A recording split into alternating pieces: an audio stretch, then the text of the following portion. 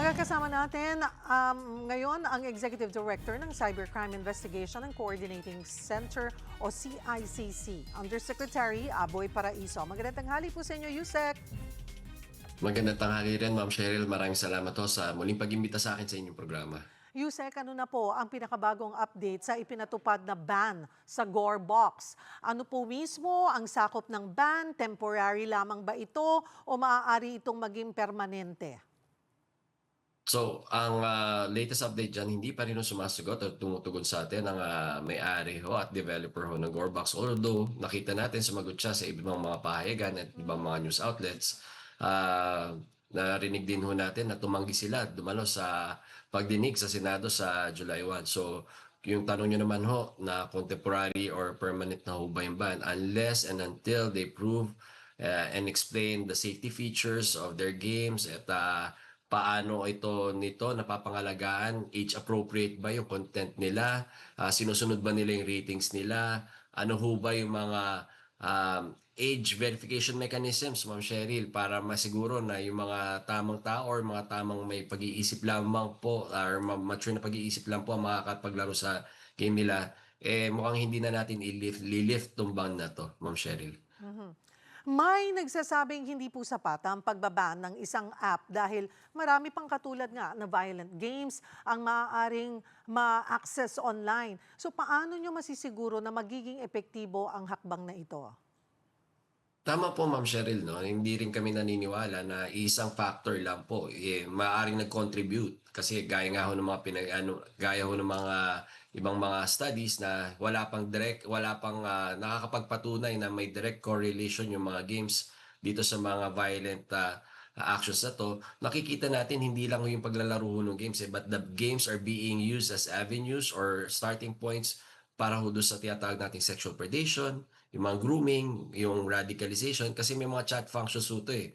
After the games, tinitingnan din natin, Ma'am Cheryl, yung pagre-regulate at ang papel naman ng mga online messaging platforms sa tsaka mga chat groups para naman dito sa patuloy na pagra-radicalize, pag-desensitize sa ating mga kabataan. Ano? So, sanga-sangang ng mga issues ang nakikita natin at magagawa lang natin to kung halimbawa ho matugunan natin lahat ng mga factors that contributed to these incidents. Kasama na dyan, Ma'am Cheryl, syempre, yung pag-educate at gagabay sa ating mga magulang, paano nila mababantayan ng kanilang mga anak kasi malaking factor din yun. Yun nga po, ayon kasi sa developer, 18 years old pataas lamang ang Gore Box.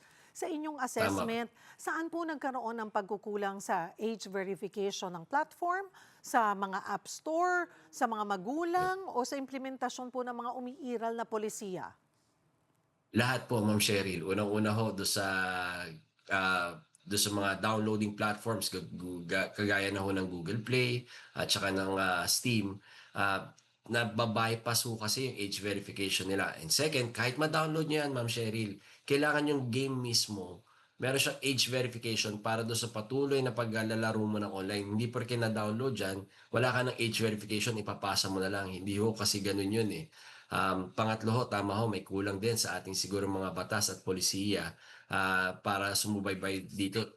Imagine, yung huling cybercrime law ho natin, 2012 pa, ang dami ho na ho nag-a-advance sa technologies, ang dami na nakikita natin ng mga gaps that we really have to catch up. And primary to those laws, so parati ko sinasabi, is siguro yung jurisdiction over these various platforms, whether it's gaming po, whether it's messaging platforms, and yung mga social media platforms natin. Kasi kahit anong batas ang gawin natin, i-craft ng ating mambabatas, wala ho tayong jurisdiction dito sa mga platforms na to para ipatupad. Imagine, even if you get cyber warrants po for para tukuyin kung sino yung mga nakatago. Kasi ang nangyayari, mga usernames lang, mga anonymous accounts lang.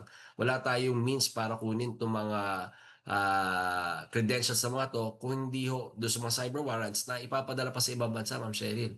So, sa halo-halo na ho yan. And lastly, again, I emphasize the big role of parents din ho doon sa paggagabay sa kanilang mga anak. Matapos po yung insidente sa Tacloban, Yusek, may mga banta rin sa iba pang mga paaralan.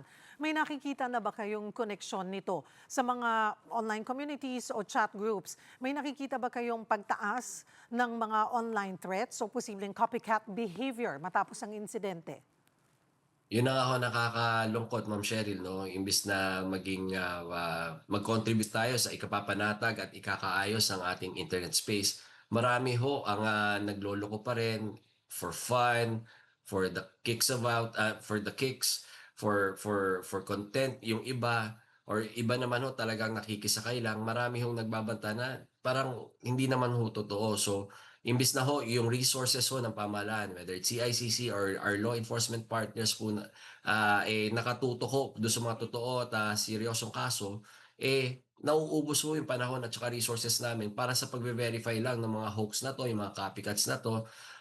Yun nga ho dapat sana siguro sa ating mga kababayan, yun din yung panawagan natin na, kung hindi ho tayo makakapag-contribute sa ating, efforts para pigilan na maulit pa ho itong mga ganitong insidente, wag na lang ho kasi silang makisali do sa gulo at wag na ho silang makisali na pahirapan pa ho ang pamahalaan para pag-determine na, kung ano yung totoo or hindi, Ma'am Cheryl. Sa pagdinig po ng Senado sa Miyerkules, ano po ang top 3 legislative recommendations na dadalhin ng CICC? Anong mga batas yung pinakakailangan nating maipasa ngayon?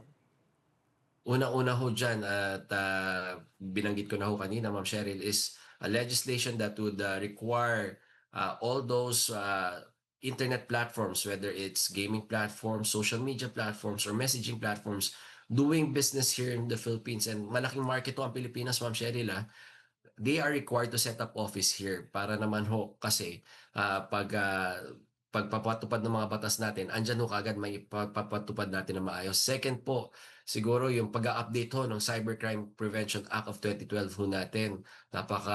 Kailangan na natin mag-catch up 'yan at siguro dahil sa bilis ng teknolohiya, kailangan pag-aralan natin paano maging flexible yung batas na 'yan para ma-address yung mga upcoming technologies na hindi pa natin nakikita.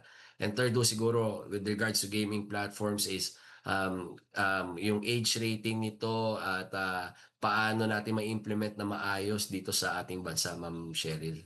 Marami pong salamat sa inyong oras, Undersecretary Aboy Paraiso, Executive Director ng Cybercrime Investigation and Coordinating Center o CICC. Samantala, naglabas na ng heavy rainfall outlook ang Pag-asa dahil sa low pressure area na huling nakita sa silangan ng Eastern Samar. Para sa update, makakausap natin si Pag-asa Weather Specialist Charmaine Varilla. Charmaine, magandang tanghali. Charmaine? Alright, babalikan po natin mamaya si Pag-asa Weather Specialist Charmaine Varilla. Susunod, former Ateneo Blue Eagle coach Tab Baldwin humarap sa Department of Labor and Employment kaugnay sa kanyang alien employment permit. Yan at iba pa sa pagbabalik ng One Balita, Pilipinas.